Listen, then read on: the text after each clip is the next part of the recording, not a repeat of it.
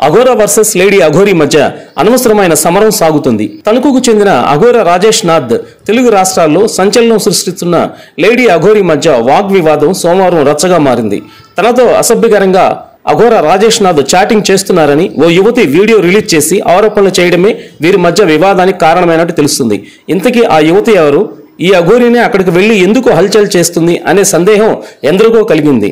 రెండు తెలుగు రాష్ట్రాల్లో సంచలనంగా మారిన అఘోరీ ఒక్కసారి తణుకులో ప్రత్యక్షమైంది. అక్కడ నిరసనలు కూడా దిగడంతో పోలీసులు రంగప్రవేశం చేశారు.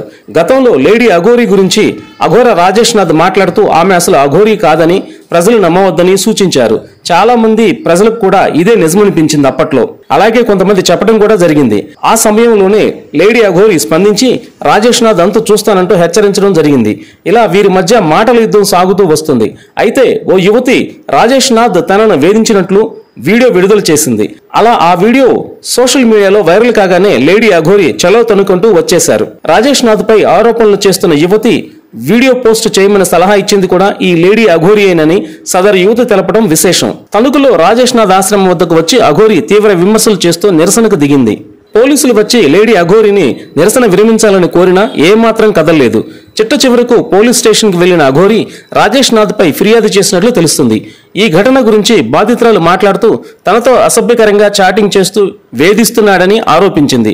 దీంతో అఘోరీని ఆశ్రయిస్తే మద్దతు పలికిందని ఆ యువతి తెలిపింది. భక్తులను అఘోరా బాబా రాజేష్ నాథ్ లైంగికంగా వేధిస్తున్నాడంటూ లేడీ అఘోరీ ఆరోపిస్తుంది. రాజేష్ నాథ్ పై చర్యలు తీసుకోవాలంటూ ఆమె డిమాండ్ చేస్తుంది. ఈ విషయాన్ని వదిలే ప్రసక్తి లేదని, పోరాటం సాగిస్తానని అఘోరీ తెలిపారు. మొత్తం మీద అఘోరా వర్సెస్ అఘోరీ వివాదం చిలికి గానివాన్లా మారిందని చెప్పవచ్చు. పోలీసులు మాత్రం అసలేం జరిగింది, ఈ ఆరోపణలో ఉన్న వాస్తవం ఎంత అనే విషయాలపై ఆరా తీస్తున్నారు. ఈ ఆరోపణలపై శివరుద్రస్వామి మాట్లాడుతూ ఇలాంటి ఆరోపణలు రావడం దురదృష్టకరమని, న్యాయాన్ని కాపాడాలని కోరారు. అసలు ఇందులో వాస్తవం ఎంత ఉందో తేల్చుకోవాలని ఆయన కోరారు. మొత్తం మీద యువతి ఆరోపణలు చేయటం, ఆ తర్వాత అఘోరీ ఎంట్రీ కావడం ఇదంతా పక్కా ప్లాన్ గా జరిగిందని చాలా మంది ఆరోపిస్తున్నారు. మరికొందరు మాత్రం లేడీ అఘోరీ వద్ద ఆధారాలు పరిశీలించి రాజేష్ నాథ్ అఘోరాపై చర్యలు తీసుకోవాలని డిమాండ్ చేశారు.